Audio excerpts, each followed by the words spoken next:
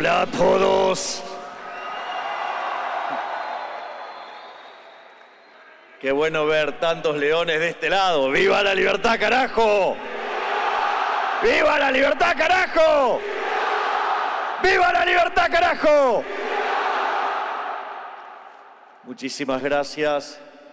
Es un placer enorme tener la posibilidad de estar aquí hablándole a ustedes.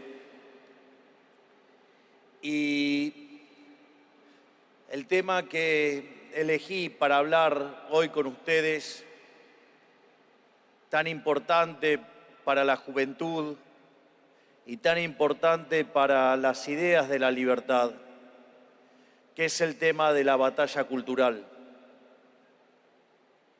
Naturalmente, en un momento muy especial para aquellos que defendemos las ideas de la libertad y que literalmente la defendemos hasta con la vida misma. En ese sentido, lo primero que quiero hacer es rendir un homenaje al queridísimo Charlie Kirk, quien ha dado literalmente la vida por las ideas de la libertad.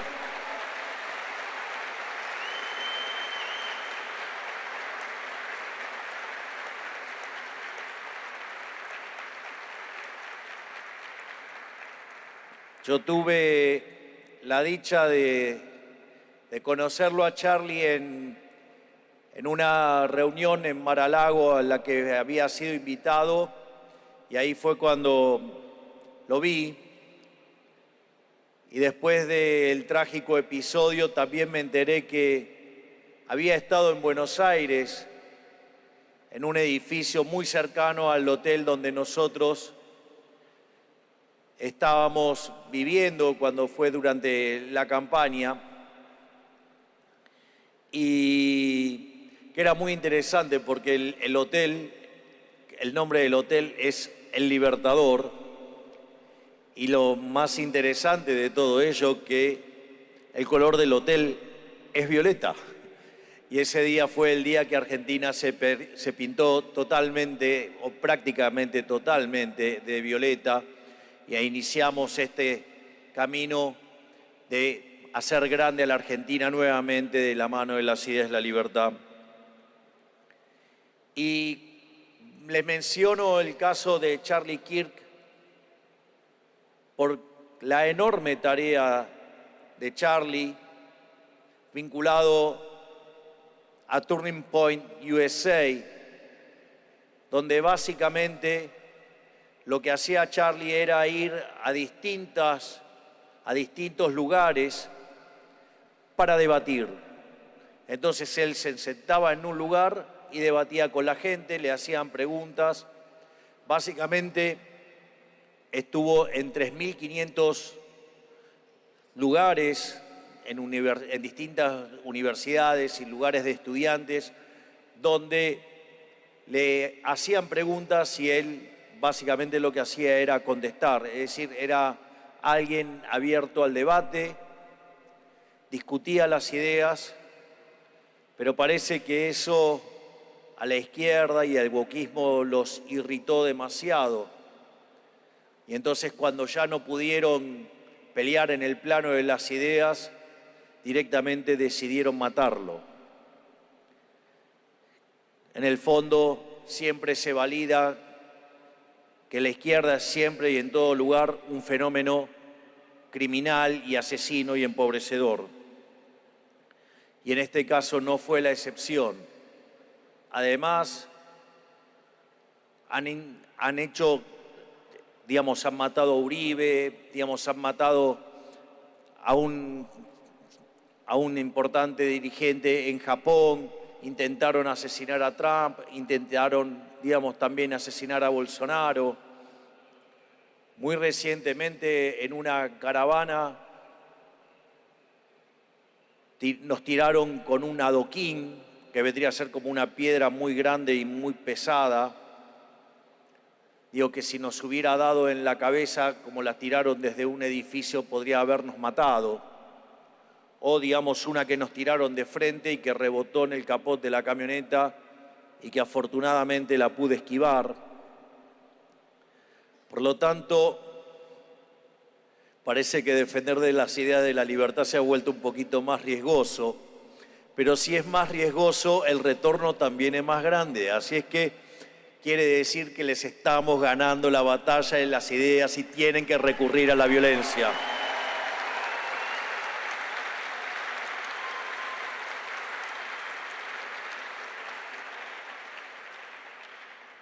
Más allá de eso,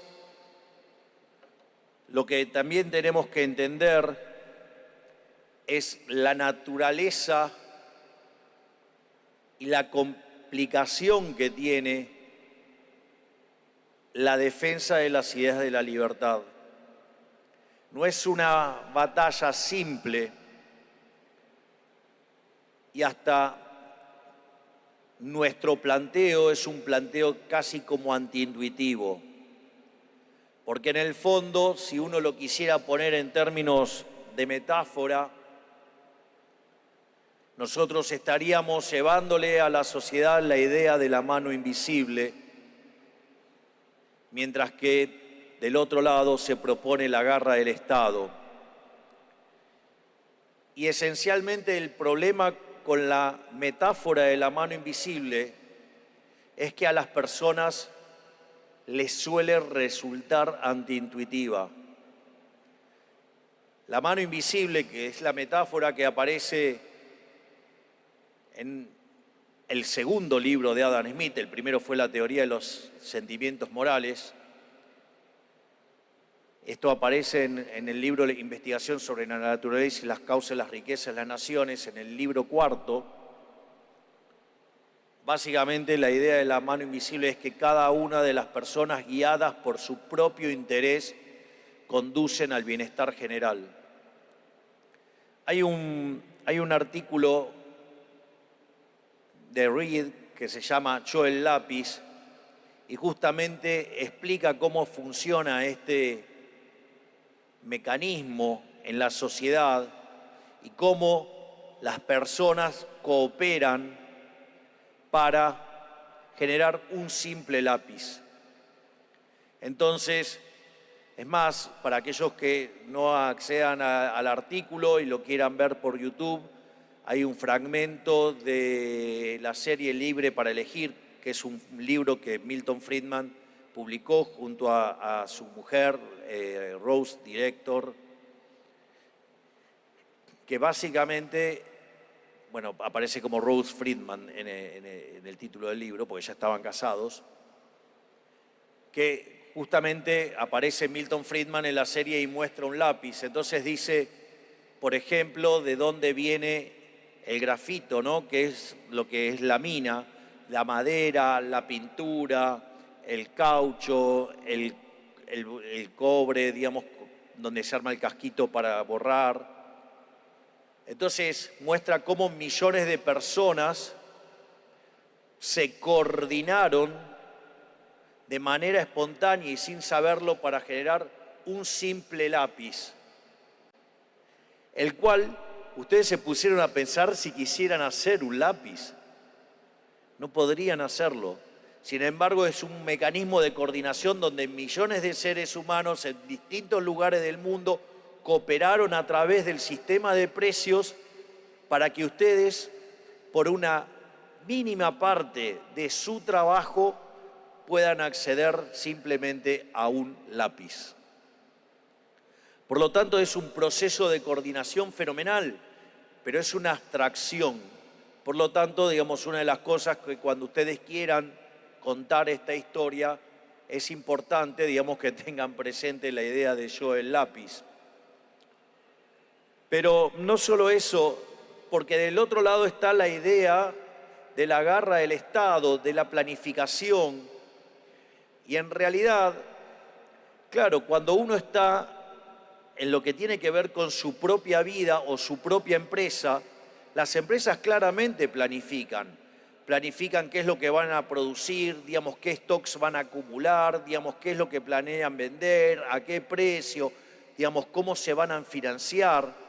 Entonces está la idea de que, en rigor, uno hace una planificación. Entonces cree que, y es algo que lo ve de manera tangible, entonces uno cree que eso, digamos, se podría traspolar hacia el agregado. Y eso es un error enorme, porque hay una frase de Hayek fenomenal que dice: cuanto más planifica el Estado, menos planifica el individuo.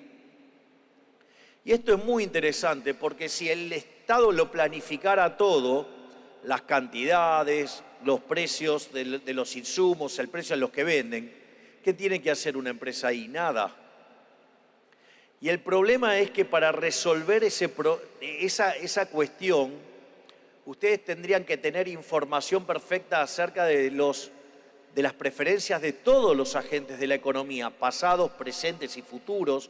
Tendrían que conocer la preferencia temporal de cada uno de esos agentes, tendrían que conocer las dotaciones iniciales de esa economía y cómo el progreso tecnológico podría cambiar cosas que antes, piensen que, no sé, hace 250 años o 300 años nadie, digamos, sabía, digamos, que existía el petróleo y si se podía usar para algo. Digo, por decir algunas cosas, o sea, o ni siquiera se sabía que existía Internet.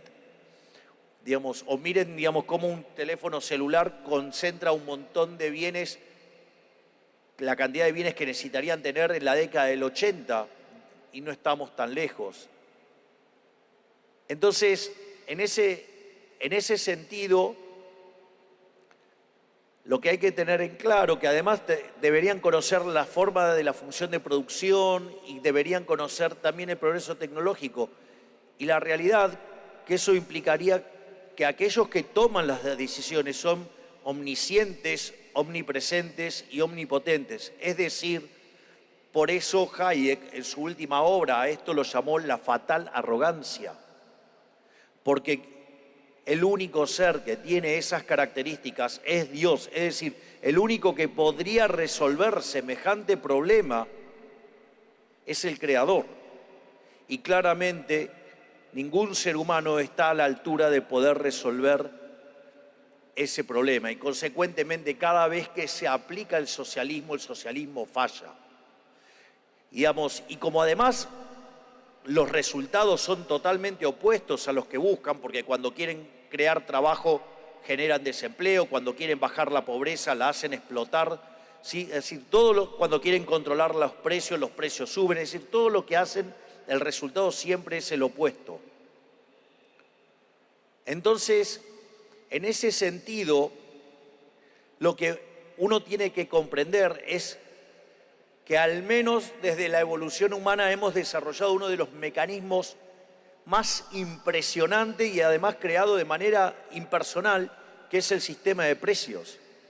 Es un mecanismo de coordinación fenomenal que frente, digamos, no sé, llega a haber un terremoto donde se generan los árboles con los que se produce el lápiz, y ustedes van a ver que los lápices van a ser más caros y consecuentemente van a sustituir por otro producto. Es decir, y no necesitan que lo coordine nadie, digamos, ese trabajo lo hace el sistema de precios.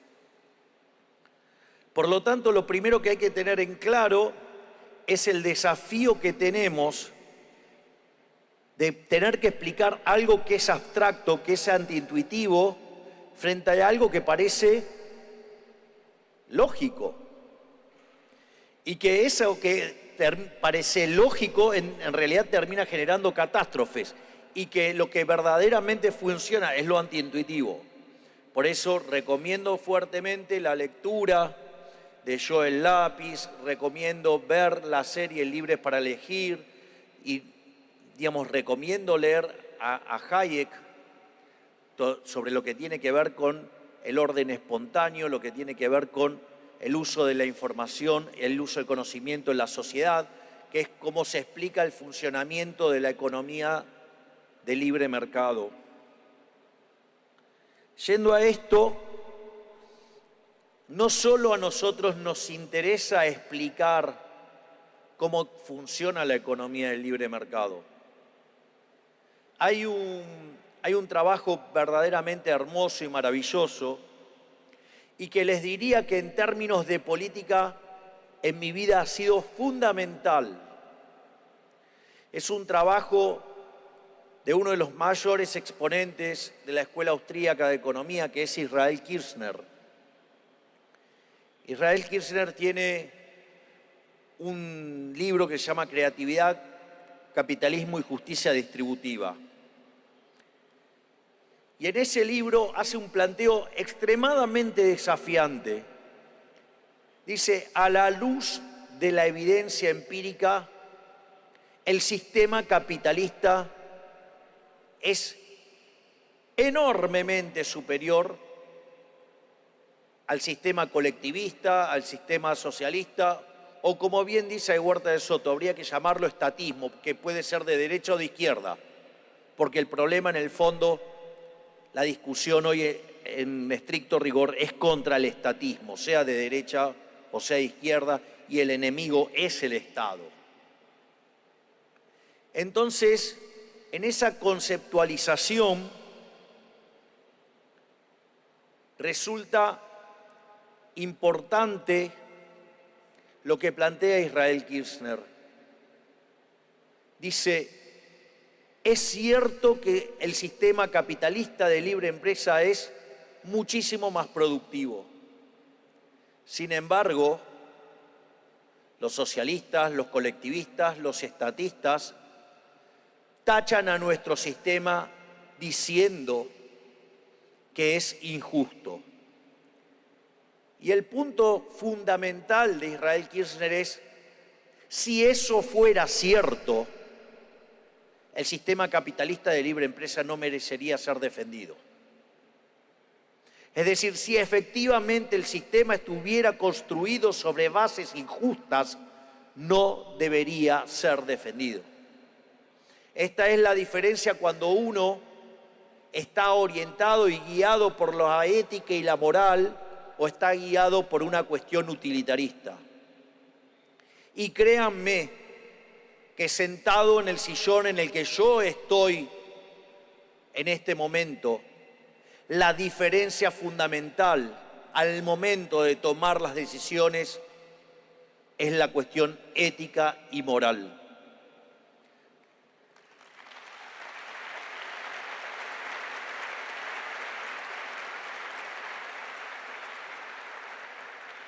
Y en ese sentido, el libro de Israel Kirzner, utilizando el principio de apropiación de Locke y utilizando la idea de Hayek sobre el mercado como un proceso de descubrimiento, logra probar que el sistema capitalista de libre empresa no solo es superior en lo productivo, sino que además es superior en términos de valores éticos y morales.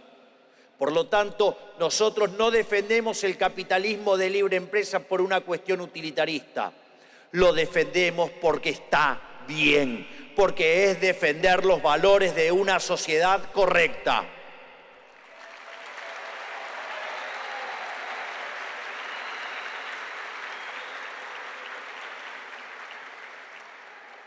Y si uno quisiera tener una guía de cómo orientar sus acciones, de cómo pensar los problemas,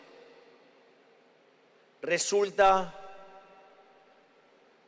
muy importante tomar como referencia la definición del liberalismo del máximo referente de las ideas de la libertad en la historia argentina, que es el queridísimo profesor Alberto Venegas Lynch, hijo.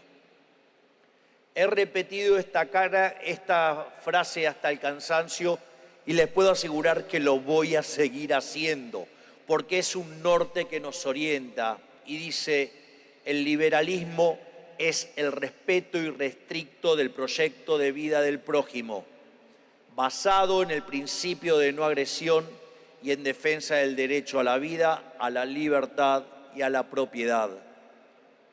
Y cuando ustedes tienen claro esos valores, pueden hacer el encuadramiento del análisis de cualquier política. ¿Hay agresión o no hay agresión? ¿Qué tipo de agresión es tolerada bajo el marco de las ideas de la libertad? Siempre de manera defensiva, nunca de manera ofensiva. Es decir, siempre es en defensa propia. También está el respeto a la vida, y no solo de los que ya nacieron, sino por los que están por nacer, que están en evolución. Por lo tanto, claramente, tengo una posición tremendamente celeste y lo claro, y estoy totalmente en contra del aborto, para que lo sepan.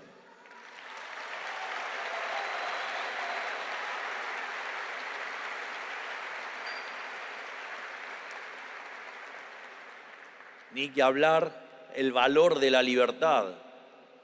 Fíjense esto, cuanto más leyes tengan, cuanto más se regule, cada regulación y cada ley nueva,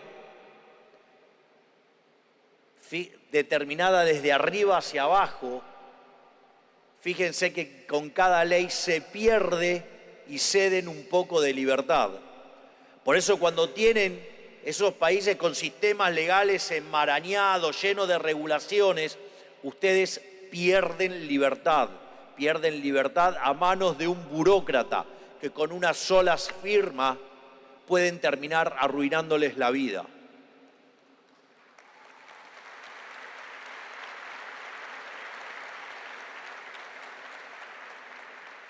Y a su vez hablamos también del derecho de propiedad. Y esto tiene que ver, ya también entra y toca con las cuestiones de cuáles son las instituciones sobre las que se construye este sistema que nosotros defendemos. Y la primera institución fundamental es la propiedad privada. Sin propiedad privada no hay cálculo económico, y eso ya lo había demostrado Mises en el año 1922, en su libro El socialismo, donde básicamente muestra la imposibilidad del socialismo por la imposibilidad de hacer cálculo económico al no haber derecho de propiedad. Esto implica entender cómo funciona el sistema de precios. Cuando se realiza un intercambio voluntario entre dos individuos, entre dos personas, donde una de estas personas entrega un bien a cambio de otro bien que oficia como dinero, eso genera un registro histórico que se llama precios, que es la cantidad de dinero a cambio de un determinado bien. Ese registro histórico llamado precios es una señal que genera que la señal es un mecanismo de transmisión de señal hacia la sociedad. Y eso hace que algunos agentes a ese precio decidan ser oferentes de ese producto y otros consumidores o demandantes de ese producto. Es decir, las personas se coordinan respecto a ese precio como compradores y vendedores.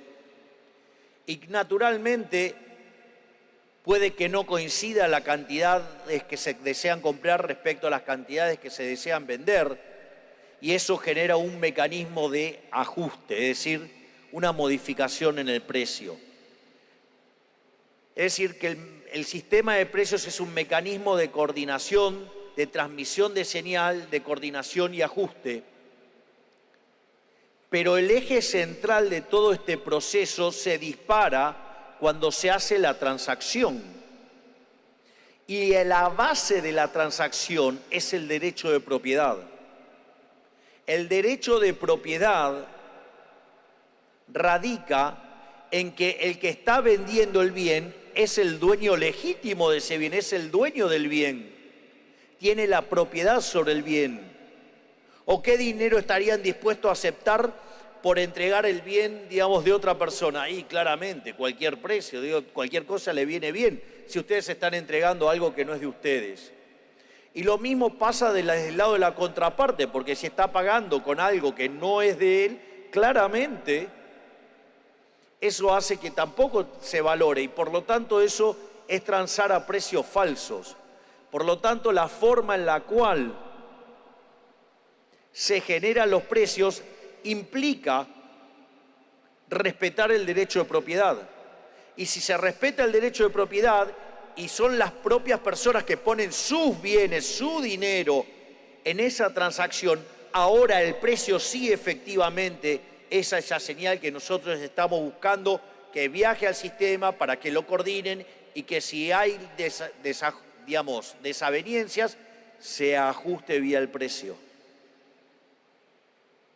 Por lo tanto, cuando ustedes van a la solución socialista que bloquea el derecho de propiedad, automáticamente el proceso se descoordina. Por eso cada vez que, digamos, ustedes tienen socialismo, tienen escasez, tienen miseria, tienen hambre. ¿Por qué? Porque justamente el sistema de coordinación está destruido porque no hay propiedad privada. Y asociado a esto aparece la segunda institución del capitalismo de libre empresa, que básicamente es los mercados libres de intervención estatal. Cuando ustedes tienen un mercado que está intervenido, cuando ustedes tienen un precio máximo, esto es muy interesante porque ustedes van, leen un libro de economía, le dibujan la curva de oferta, la curva de demanda, y no les explican que detrás de eso hay una cuestión de derecho de propiedad. En general, los manuales no suelen explicar el motivo de la hipótesis del brazo corto. Es decir, que cuando ustedes ponen un precio máximo, es decir, por debajo del equilibrio, hay menos oferta que demanda. ¿Y por qué pasa eso? Porque si ustedes le están cercenando el derecho de propiedad, a ese supuesto precio, ustedes van a estar ofreciendo menos porque es menos con lo que se van a quedar. Porque los beneficios son menores y si son menores van a producir menos.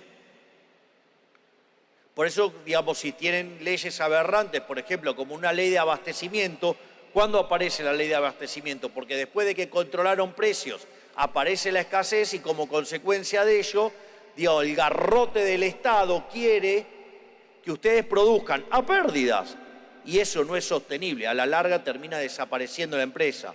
Es más, y supuestamente se suele decir que esto se hace en favor de los sectores más vulnerables. Sin embargo, al generarse la restricción de oferta, el precio termina yendo hacia el brazo de la demanda a un precio más alto.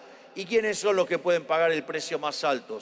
Aquellos que tienen más ingresos. Por ende, los más perjudicados de los controles de precios terminan siendo aquellos que quisieron beneficiar, que eran los sectores más vulnerables. Es decir, vean cómo la intervención del Estado siempre genera daño.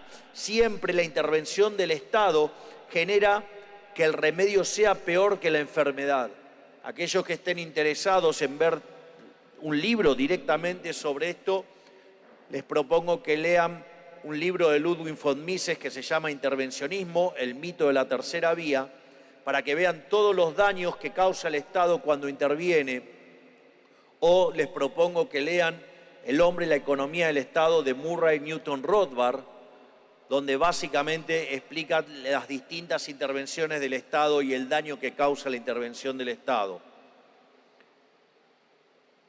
Naturalmente, si quieren ver cómo funciona la economía del libre mercado cuando sacan al Estado del medio, recomiendo que de esa obra lean el tercer tomo, que es Poder y Mercado, donde básicamente explica distintas cuestiones al respecto. La tercera institución es los mercados libres, pero no libres de libre competencia, no en el sentido neoclásico, porque en el sentido neoclásico el modelo es tan precario, por decirlo de alguna manera, el modelo de competencia perfecta, que si ustedes se fijan hay de todo menos competencia, porque son todos precios aceptantes. Consecuentemente, tal como decía Hayek, digamos, el modelo de competencia perfecta es tan ridículo que no tiene competencia. Sin embargo, desde la perspectiva austríaca o de la Escuela Austríaca de Economía, la idea es más parecida a lo que en el formato neoclásico se llama la teoría de los mercados disputables o mercados desafiables, digamos, en inglés contestable market, digamos, teoría desarrollada por William James Baumol, Panzer y Willig, donde tiene que ver con la libre entrada y que cuando ustedes tienen un modelo que tiene libre entrada y salida y además las funciones de costos medios tienen fondo plano, ustedes podrían derivar situaciones que son óptimas de Pareto aun cuando tuvieran un solo jugador en el mercado. Y que si la curva de demanda cortara la curva de costos medios en el tramo decreciente, tendrían una solución parecida a la de Ramsey, que es la de segundo mejor. En definitiva, es un análisis muy interesante donde deja muy mal parado a todos los que les gusta la intervención. Por otra parte, una institución muy importante, y en especial para nosotros los liberales, es la que tiene que ver con la división del trabajo, que además trabaja con la quinta institución, que es la cooperación social. Esto es muy importante porque la división del trabajo implica reconocer que gracias a Dios todos somos distintos, que todos tenemos talentos distintos, virtudes distintas y que podemos buscar la forma de asociarnos o cooperar con otros individuos para que todos estemos mucho mejor. En general, aquellos que estudien economía y estudien economía internacional, cuando hagan la parte de economía internacional real, van a encontrar un modelo que es el modelo de Ricardo, que es el de ventajas comparativas, que vino a mejorar el modelo de las ventajas absolutas de Adam Smith. En el modelo de Adam Smith, ustedes eran más eficientes en el bien A y lo eran menos en el bien B, y aparecía otra persona que tenía justamente las cualidades inversas, entonces ustedes tenían incentivos a comercializar. Pero el problema es que, ¿qué hubiera pasado si aparecía una persona que era mejor que la otra en todo? Entonces, en ese contexto no había comercio. La gran contribución de David Ricardo en esto, que la Escuela Austríaca de Economía la llama ley de asociación de Ricardo, es que en el mercado hay lugar para todos. Y aun cuando ustedes tuvieran un individuo o un país que es mejor que todo, que otro país, mejor en todo, aún así habría división del trabajo, porque ustedes se especializarían en las cosas que son mejores relativamente y entonces podrían vivir muchísimo mejor dedicándose a lo que son mejores relativamente y comprar a otro, aun cuando sea menos productivo, y van a tener una ganancia de bienestar y todos tendrían una ganancia de bienestar. Esto es importante porque la división del trabajo fomenta el comercio, fomenta en el fondo mayor productividad y fomenta mayores niveles de vida. Y además hay un detalle no menor que está en una frase de Bastiat que dice: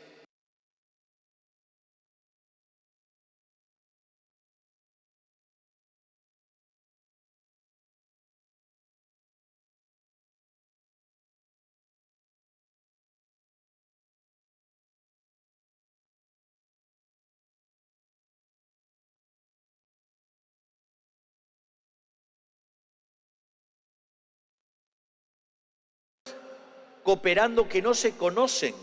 Y dice, y es más, hasta podrían odiarse, y aún así todos cooperan pacíficamente en pos del bien común. En definitiva, entonces, ahora tenemos un sistema donde aquel que es exitoso es exitoso sirviendo al prójimo con bienes de mejor calidad a un mejor precio. Es decir, en esta historia, los empresarios, los emprendedores, los creadores son benefactores sociales, son personas que arriesgan y ponen en juego su vida para generar una sociedad muchísimo mejor, en la cual todos vivimos muchísimo mejor. Es decir, en nuestra visión del mundo, el empresario y el emprendedor y aquellos que crean bienes nuevos son benefactores sociales, son los héroes de la humanidad, son aquellos que han hecho que este mundo haya mejorado infinitamente. Y eso se basa en el capitalismo, en el ahorro y en el trabajo duro, como diría el gran profesor Miguel Ancho Basto.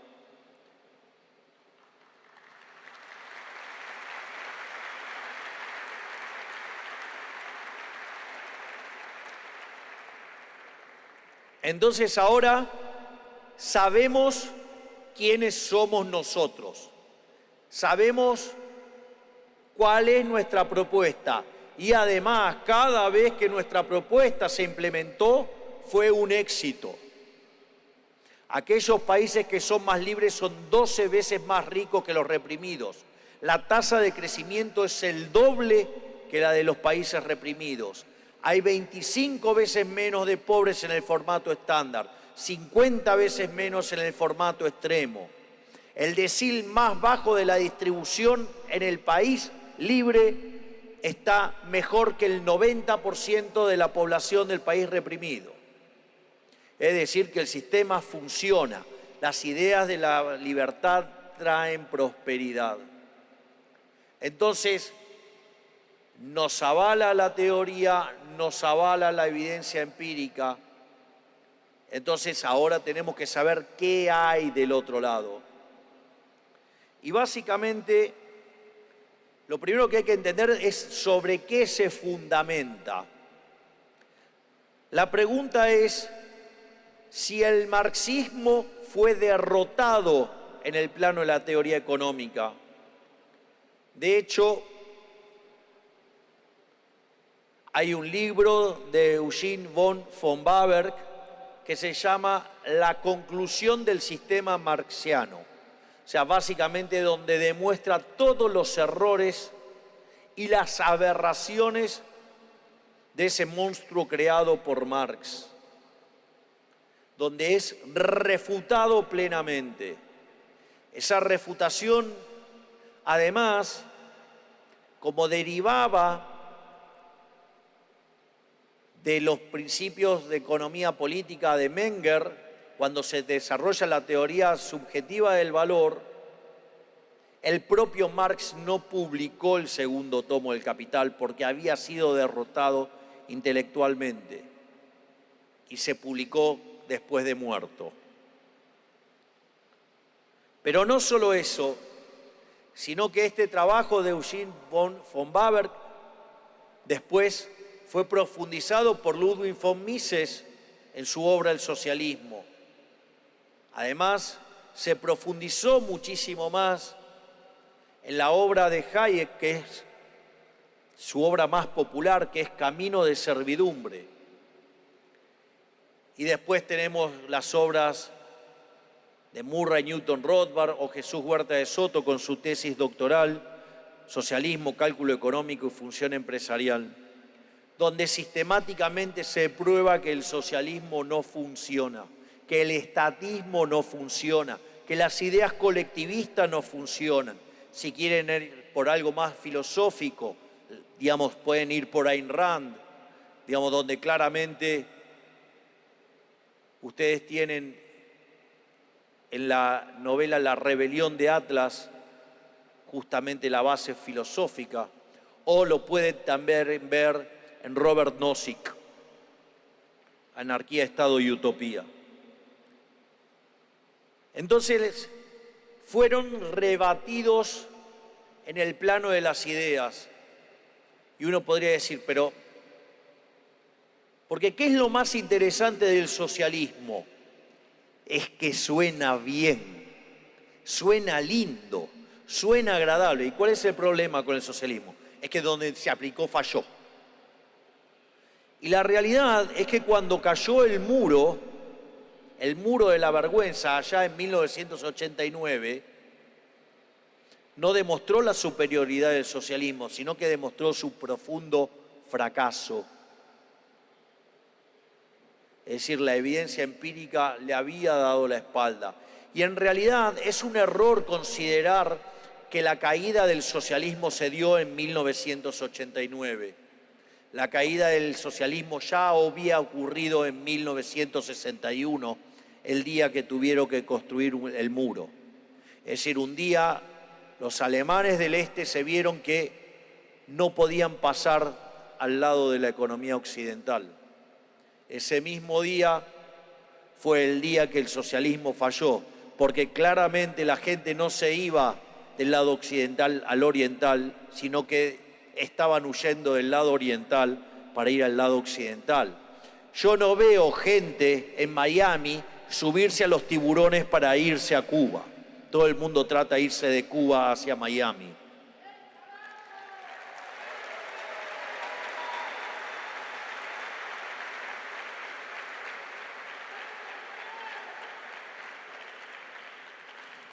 Es más, hay un libro hermoso de crecimiento económico de Charles Jones que en su tercera edición tiene una foto aérea, en realidad una foto desde el espacio de Corea.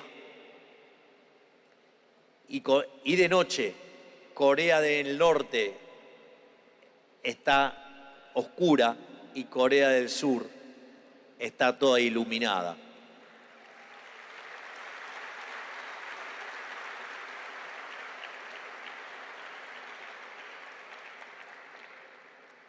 Por lo tanto, y esto es importante también para la acción de los jóvenes por la defensa de las ideas de la libertad.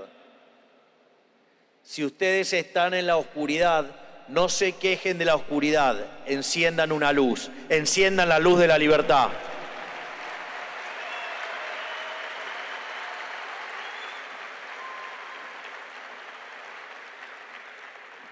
Entonces, si fueron rebatidos en lo teórico, si fueron rebatidos en la evidencia empírica, ¿por qué siguen sosteniendo lo mismo? Y la base de todo esto es la envidia, el odio, el resentimiento, que lleva al trato desigual frente a la ley, que lleva a la violencia y que obviamente no tienen ningún problema de matar seres humanos si las ideas lo requieren. Ya sea o las 150 millones de víctimas del comunismo o un simple hombre hablando, debatiendo y demostrando que sus ideas están equivocadas y frente a esa situación no les queda otra que pegarles un tiro en la cabeza. Dicho esto, el eje central, ¿por qué digo esto? Porque digo, podría ser una cuestión de que no me gusta. Básicamente el problema esencial está en la teoría del valor. Todas las ideas colectivistas están trabajadas sobre la teoría del valor trabajo. La teoría del valor trabajo sostiene que el valor de los bienes viene determinado por la cantidad de trabajo que ustedes adicionan. Parece algo razonable, pero no tiene ningún sentido, porque yo me puedo dedicar un montón de horas en hacer una casa, ¿sí?, de paja. ¿Y cuánto van a pagar? Y supongan que pueden hacer otra que existe, digamos, en pocas horas con una impresora 3D. ¿Acaso van a pagar más por la primera? ¿Porque tiene más horas? No. No van a pagar por eso porque no les va a servir para nada, porque en la primera lluvia o en la primera de cambio se les va a incendiar la casa. Es decir, las cosas no vienen, el valor no viene determinado por la cantidad de costos que tienen, De hecho, si eso fuera así, no existirían las quiebras, porque ustedes podrían cargar todos los costos que quieran y como consecuencia de ello podrían cobrar el precio que quieran, entonces no habría quiebras. Y sin embargo, si hay algo que prueba el capitalismo es que usted tome la lista de las 100 personas más ricas a lo largo del siglo XX y van a ver cómo de década en década van cambiando. Porque justamente tiene que ver con que la creación de riqueza depende de que la demanda valide ese proyecto. El que determina quién tiene el capital en la economía no es el que compra las máquinas, sino que es el consumidor con su acto de consumir que determina si existe el bien A o el bien B. Ustedes pueden hacer un bien B maravilloso, pero si la gente no lo quiere van a ir a la quiebra. Entonces, la teoría del valor es subjetiva. Es más, el valor de las cosas, digamos, una botella de agua en este momento tiene un determinado valor. Ahora, seguramente que en el medio del desierto del Sahara con 40 grados y bueno, pagarían muchísimo más.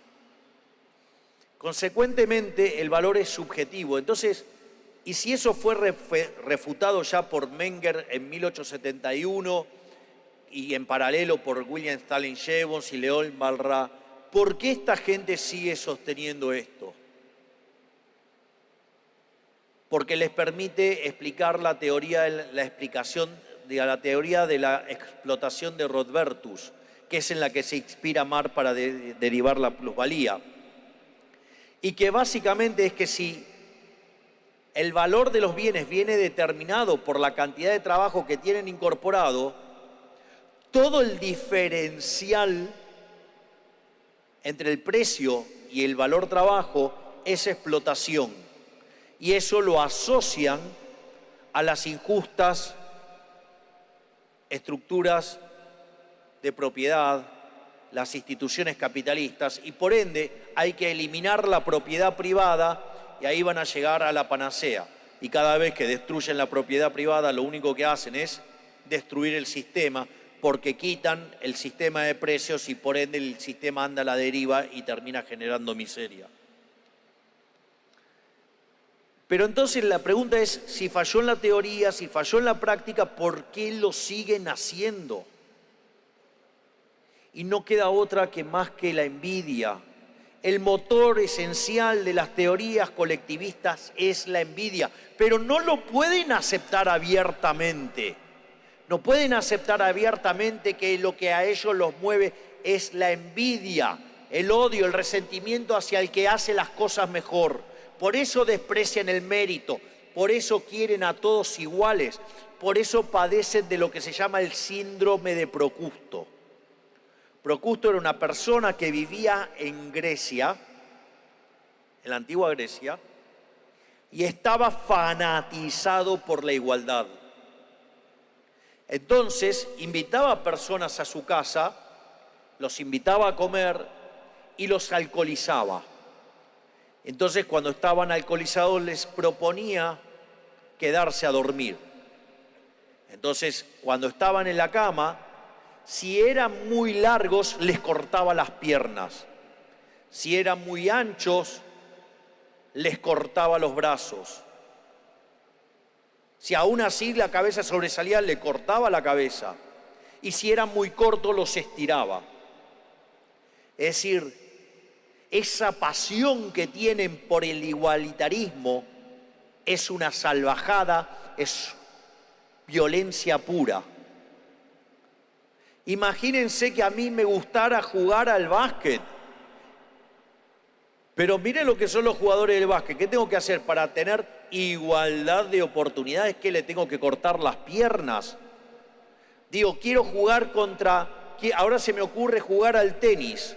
Entonces le quiero ganar a Djokovic. Para que haya igualdad de oportunidades, que lo tengo que encadenar, digamos, a la cancha para que no se pueda mover y así haya igualdad de oportunidades. ¿Cómo sería el resultado del espectáculo? Sería un espectáculo dantesco y horrible. Porque además, y esto es lo que más le duele a los socialistas, es que esa famosa igualdad de que ellos dicen siempre tiene que ser hacia abajo, siempre igualan hacia abajo. cuando ustedes le plantean esto, ellos que dicen, no, nosotros no queremos igualar hacia abajo, nosotros queremos igualar hacia arriba. Es decir, que los que están bien van a estar bien, pero en realidad son los que están mal que van a estar mejor. Bueno, les voy a decir algo, eso es mentira. Porque una de las cosas que además caracteriza a los socialistas es que violan las restricciones de presupuesto. Si ustedes tienen una economía donde alguien produce 100 y otro produce 60, claramente hay una desigualdad. Pero esa economía, ¿cuánto produce? 160. ¿Cuál es el problema si yo quiero llevar que todos ganen 100? Que esa economía va a tener que producir 200 y no produce 200, produce 160. Por lo tanto, lo único que queda es que lleven a los dos a 80. Pero ¿cuál es el problema? Que aquel que genera por 100 y lo hacen y le dan 80, entonces va a decir, ¿para qué voy a producir por 100 si me van a dejar 80? Entonces, ¿qué hace? Baja a 80. Y entonces, ¿qué es lo que pasa? Y el que producía 60 sigue produciendo 60. Y ahora de 160 bajaron a 140. Y ahora tienen que volver a reigualar en 70. Y cuando ustedes sigan así, ¿hasta dónde van a terminar? Van a terminar todos igualmente pobres en el peor de todos. Por eso es que se genera la miseria que se genera. Y eso en términos dinámicos, o sea, por eso cada vez están más pobres. Pero, digamos, otra de las cosas con las que van a tener que lidiar en la batalla cultural es con lo que se llama la justicia social. Que no hay nada más aberrante e injusto que la justicia social. Como dice el profesor Jesús Huerta de Soto, la justicia social es injusta. La pregunta es, ¿quién de acá está a favor del robo? Vamos, ¿alguien a favor del robo? Es más, no solo eso, ¿quién está a favor del trato desigual frente a la ley? Nadie. Todos queremos que haya igualdad ante la ley. Todos estamos en contra del robo. Sin embargo, ¿qué es la justicia social? Es robo más desigualdad ante la ley. Porque ustedes le van a robar a un grupo y se lo van a dar a otro discrecionalmente. Con lo cual, mientras que a uno le están robando, a otro le están regalando, es desigualdad ante la ley. Y además con el agravante de que está precedido de un acto violento, que es el robo. Están violentando la propiedad. Consecuentemente, es una aberración. Entonces, en ese sentido, es muy interesante. ¿Y qué es lo que mueve a querer esa igualdad? Ya lo vimos recién, la envidia. Por eso es muy interesante cuando Thomas Sowell dice, ¿qué es la justicia social? Bueno, la justicia social es envidia más retórica. Es decir, no pueden aceptar públicamente que son envidiosos, no pueden aceptar que son resentidos. Consecuentemente, lo arropan de pasión por el igualitarismo. Y en el fondo lo que están escondiendo es la envidia, el odio y el resentimiento. Y eso conlleva y encima con la cobardía que lo hacen utilizando el aparato represivo del Estado. O sea, el peor de los mundos. Entonces, también en otro pasaje, Thomas Sowell dice, ¿en qué momento la humanidad dejó de considerar a la envidia como un pecado capital para convertirse en una virtud? Y eso no es todo, porque además cualquier sistema que funcione, por más libre que sea, si los individuos están guiados por la envidia, ese sistema se va a destruir. Hay un chiste que se suele hacer, dice que Pedro tenía una ovejita y estaba muy feliz con su oveja y él estaba feliz con su oveja. Y Juan estaba profundamente envidioso porque Pedro tenía una oveja y era feliz con su oveja. Es decir, en lugar de ser feliz por ver a Pedro feliz con la oveja, Juan estaba profundamente resentido. Y un día caminando se encuentra con una lámpara y sale un genio de la lámpara. Entonces le dice el genio de la lámpara a Juan que le pide un deseo que se lo iba a conceder. Claramente una de las cosas que podría haber pedido Juan era que le traiga 100 ovejas. Total, iba a ser concedido. Sin embargo, ¿qué es lo que pide? Que se le muera la oveja a Pedro. Eso es el socialismo. Es decir, no les importa estar mal.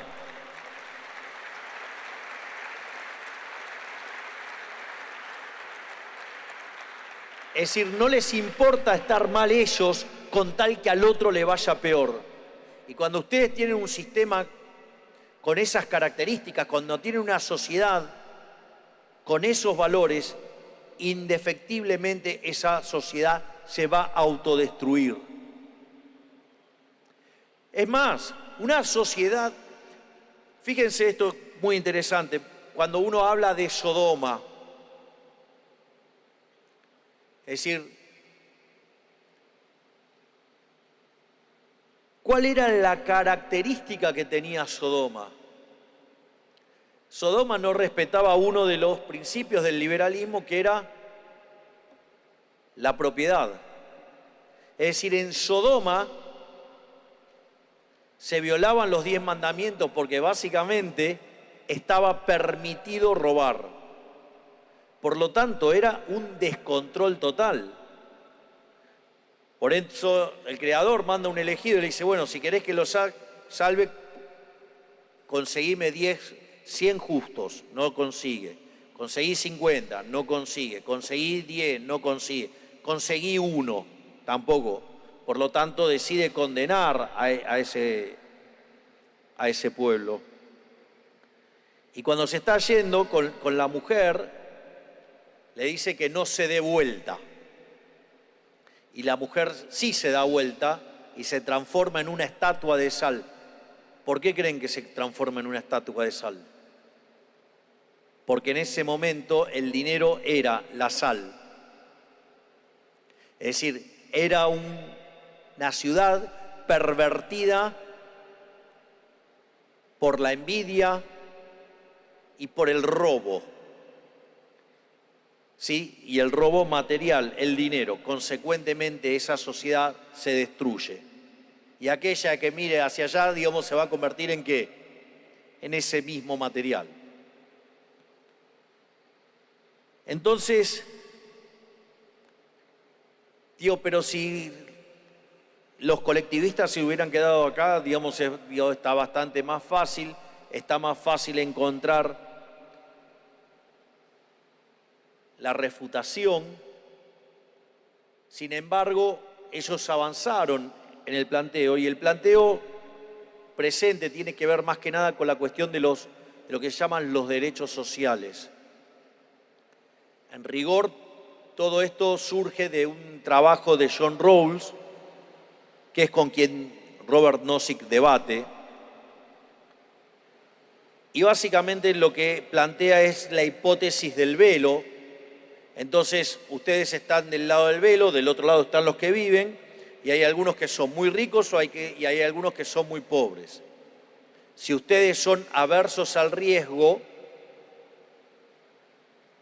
básicamente, ¿qué es lo que van a elegir? Y una solución intermedia. Entonces, si ustedes, digamos, tienen algunos problemas, porque, digamos, esa hipótesis, porque la gente no cae del aire, no está del otro lado del velo por casualidad, digamos, está porque, digamos, son frutos, digamos, de la acción de dos seres humanos, de un hombre y una mujer que decidieron tener un hijo. O por alguna cuestión tecnológica, pero digamos, o sea, no es, digamos, que aparece detrás del velo y ustedes están haciendo la cuenta a ver qué hago del otro lado. No funciona así. Es una metáfora linda, pero no funciona así. Por lo tanto, pero al margen de la falacia de inicio es interesante entender entonces ahora el Estado como un seguro, que esa es la discusión interesante. Hay un libro maravilloso de un autor que se llama Robert Murphy, que se llama La teoría del caos, y dice, bueno, yo quiero pensar cómo sería una sociedad narcocapitalista. Bueno, una sociedad narcocapitalista lo que tendría es un sistema completo de seguros. Entonces, y en el fondo, ¿qué es el Estado? El Estado es un seguro. ¿Y qué es lo que pide la gente? Un seguro para la salud, un seguro para la educación, el seguro, digamos, en base a la defensa y a la seguridad. Entonces, cuando uno entiende esto y entiende la aversión al riesgo, entonces ahora se para en otro lugar en ese debate.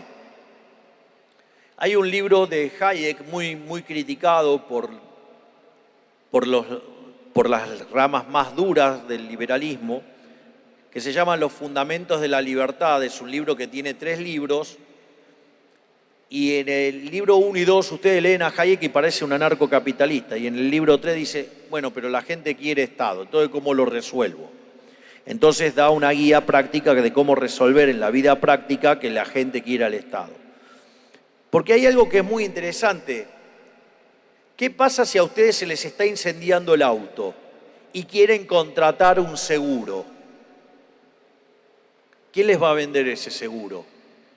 Nadie les va a vender ese seguro. Bueno, el Estado les promete venderles el seguro en el mismo momento que se les está incendiando el auto. Y ahí le venden la solución del Estado. Caso más emblemático fue ¿cuál? La pandemia. El Estado te cuida. En Argentina descubrimos que el Estado te cuida era una mentira. Pagábamos una prima enorme por ese seguro, y si hubiéramos hecho las cosas como un país mediocre hubiéramos tenido 30.000 muertos, y sin embargo tuvimos 130.000. Es decir, que pagamos muy caro por el seguro y al mismo tiempo el sistema, cuando fue puesto a prueba, no funcionó. Esa es la mentira del Estado. Es decir, cada una de las cosas que ofrece y propone el Estado, siempre, digamos, hay una solución que, instrumentada desde el sector privado, puede ser hecha muchísimo mejor y de manera más eficiente. Y lo que habría que buscar, como plantea Hayek, es la forma de financiarlo. Pero más allá de eso, es importante con qué cosas van a atacar ellos. Justamente lo que van a trabajar es sobre el miedo. Y los van a querer asustar. Entonces van a decir, por ejemplo, durante la campaña del 2023 se las pasaron diciendo que yo iba a cerrar las universidades.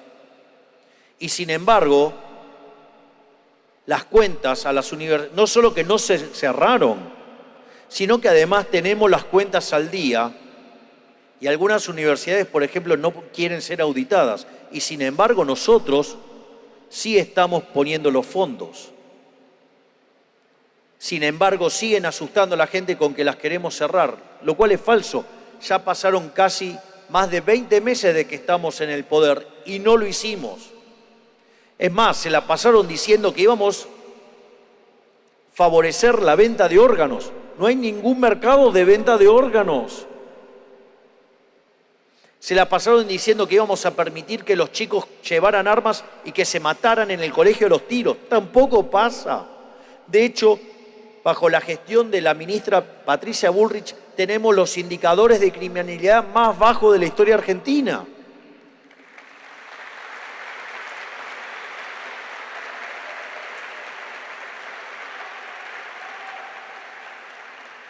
Entonces también tienen que saber que a partir de esta aversión al riesgo que tienen las personas, y que algunas cosas las quieren tener, hay que buscar la forma de hacerlo de manera más eficiente para que la gente no tenga miedo, porque básicamente ellos lo que venden es seguridad y certeza. Pero fíjense, la seguridad que vendieron y sin embargo al momento de actuar fallan siempre. Entonces, ahí está el desafío, en demostrar que la forma en que ellos lo hacen es ineficiente. Por ejemplo, nosotros en este momento hay 40.000 kilómetros de rutas nacionales. Nosotros estamos entrando en un proceso de licitación de 10.000 kilómetros de sectores que sí son rentables. Entonces, en ese caso, se va a resolver vía el sector privado, con las licitaciones.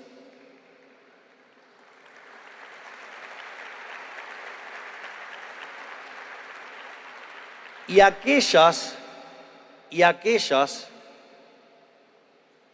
que no sean rentables, se les asignará una partida y aquel que provea la mejor solución se va a ocupar de resolver esas rutas.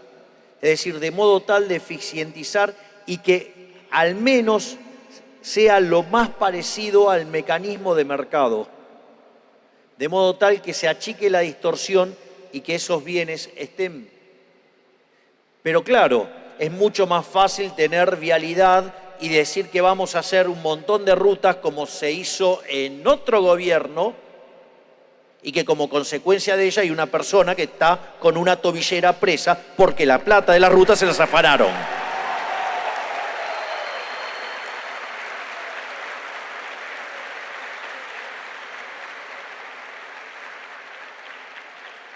Porque en el fondo con lo que ustedes tienen que lidiar es que esas causas justas, esas causas nobles y pivoteadas sobre el temor de los seres humanos, el cual ellos se encargan de agigantar y asustar a las personas, manipulan a las personas vía el miedo, porque eso es lo que hacen estas personas, manipulan a la sociedad llenándola de miedos. Entonces, ustedes tienen que saber enfrentar ese tipo de cuestiones para poder desenmascararlos. Porque otra cosa que hacen, y que hacen de manera muy hábil, es que en todos esos lugares que son tan sensibles para la sociedad, detrás de esas causas nobles, esconden todas las estafas de los políticos ladrones. Usan esas causas nobles para crear ejércitos de empleados públicos que en el fondo no son empleados públicos, no son servidores públicos, son militantes políticos.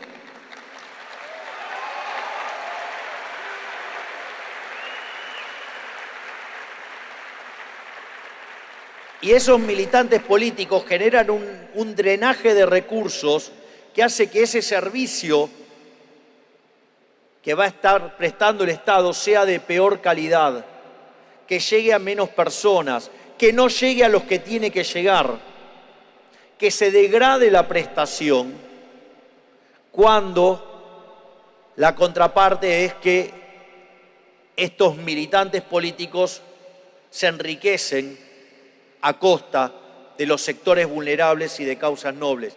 Y entonces cuando ustedes quieren ir a eliminar esos gastos espurios para que le lleguen más recursos a los que verdaderamente lo necesitan, van a decir que ustedes quieren exterminar un sector o que quieren eliminar algo, cuando en realidad lo que están haciendo es defender esos privilegios y esos curros que tienen esos militantes políticos.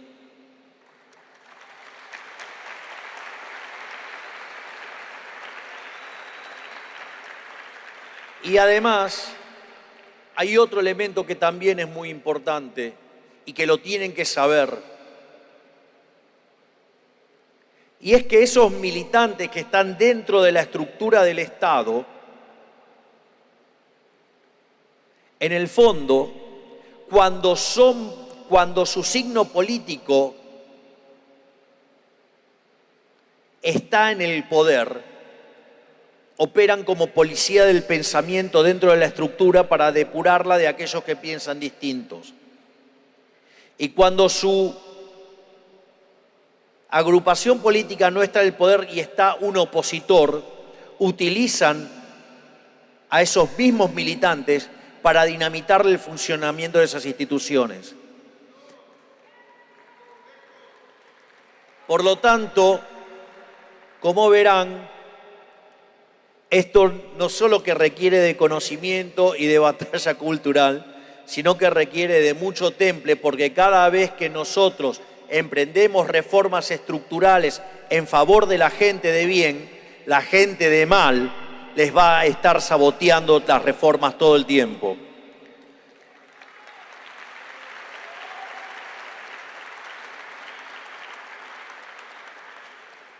Y en el fondo, entonces, ¿cómo se combate con esto? Bueno, en primer lugar, hay que leer, muchachos, hay que estudiar, hay que ir y no hay que solamente conocer el lado de la biblioteca que nos resulta simpático a nosotros. Hay que leer nuestra biblioteca y hay que leer también la biblioteca del otro lado. También es de mucha ayuda el análisis económico porque permite ordenar las categorías sobre las que se discute y poder ver las consecuencias que tiene esto en términos dinámicos. Por otra parte, hay un elemento fundamental en todo esto, que es cada vez que ustedes tengan que evaluar una cuestión de este tipo, hay una cuestión de fondo que es un tema de valores éticos y morales. Y entonces siempre hay que tomar las decisiones pensando en términos de valores éticos y morales. Porque cuando ustedes empiezan en términos éticos y morales, no hay lugar a las dudas. No hay solución utilitarista que valga. Porque ustedes saben qué cosas están bien y qué cosas están mal. Ustedes saben que robar está mal. Ustedes saben que asesinar está mal. Ustedes saben que mentir está mal. Ustedes saben que codiciar los bienes ajenos está mal. No por nada la izquierda es tan antagónica y persigue con tanta violencia a aquellos que defienden los valores judeo-cristianos, los estigmatiza diciendo que son fundamentalistas, que son anticiencia. Falso. Porque en el fondo, digamos, ustedes con sus creencias no están molestando a nadie, no afectan, no agreden a nadie, no alteran la vida de nadie, no tocan la propiedad ni la libertad de nadie. Por lo tanto, ustedes pueden creer en lo que quieran. Pero claro, ¿cuál es el problema? Que el capitalismo está construido sobre las bases de los valores judeocristianos. Y por eso es que atacan a las personas de fe. Y por eso también es que atacan con tanta violencia a Israel.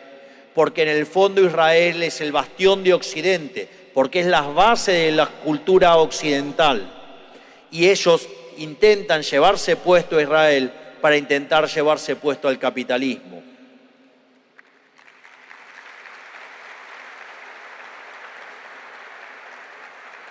Finalmente, otro concepto que es maravilloso. Recuerdo que meses atrás tuve el honor, el privilegio de recibir en Argentina al profesor Jesús Huerta de Soto. El CIADE decidió otorgarle un doctorado honoris causa y como yo había recibido el último doctorado honoris causa, me convocaron para hacer el discurso digamos, ponderando las contribuciones del profesor Jesús Huerta de Soto. Y ahí hice todo un repaso de sus contribuciones y señalé que la contribución que más me había impactado del profesor Jesús Huerta de Soto es la que se conoce como la teoría de la eficiencia dinámica. Es más, luego de que se le entregara el doctorado, avisé que cuando lo íbamos a estar condecorando al profesor Huerta de Soto, y entonces hicimos una charla cuando lo condecoramos en el Salón Blanco en Casa Rosada sobre liberalismo, y en mi caso hablé sobre esta contribución del profesor Jesús Huerta de Soto que me parece pero tan maravillosa. Es muy importante esta teoría de la eficiencia dinámica porque tiene que ver con el crecimiento económico, con la forma en la cual se puede generar el máximo crecimiento económico en una economía. Y es interesante porque con toda una discusión previa sobre la optimalidad de Pareto y demás, y todo un conjunto de objeciones que tenemos muchos liberales respecto a la cuestión del óptimo de Pareto y todas las políticas asociadas a ello, arranca diciendo que no puede ser que algo que es eficiente sea injusto. Es decir, ustedes no pueden matar en el altar de la eficiencia a la justicia. No puede ser que justifiquen llevar a cabo acciones violentas e injustas en favor de una supuesta eficiencia. Eso no puede ser, eso no puede tener lugar. No puede ser que para ganar eficiencia ustedes tengan que implementar acciones injustas. Y el corolario de esto es que todo aquello que es eficiente necesariamente tiene que ser justo. Y esto es muy interesante, porque para tener claro qué es justo y qué no lo es, ustedes no necesitan, para maximizar el crecimiento y el bienestar y la prosperidad, saber de economía. En realidad lo que ustedes tienen que tener es abrazar los valores morales, éticos y morales correctos. Y claramente los valores éticos y morales correctos sobre los que se construyó la civilización occidental son los valores judeocristianos, y es sobre lo que está construido el capitalismo de libre empresa, y eso ha permitido la hazaña civilizatoria más grande de la historia de la humanidad. Por lo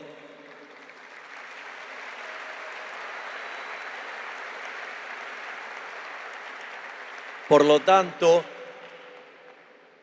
ahora pueden entender por qué cierro mis discursos como los cierro. Por ende, que Dios los bendiga a todos ustedes, que la fuerza del cielo nos acompañen y ¡viva la libertad, carajo! ¡Viva la libertad, carajo! ¡Viva la libertad, carajo! Muchas gracias.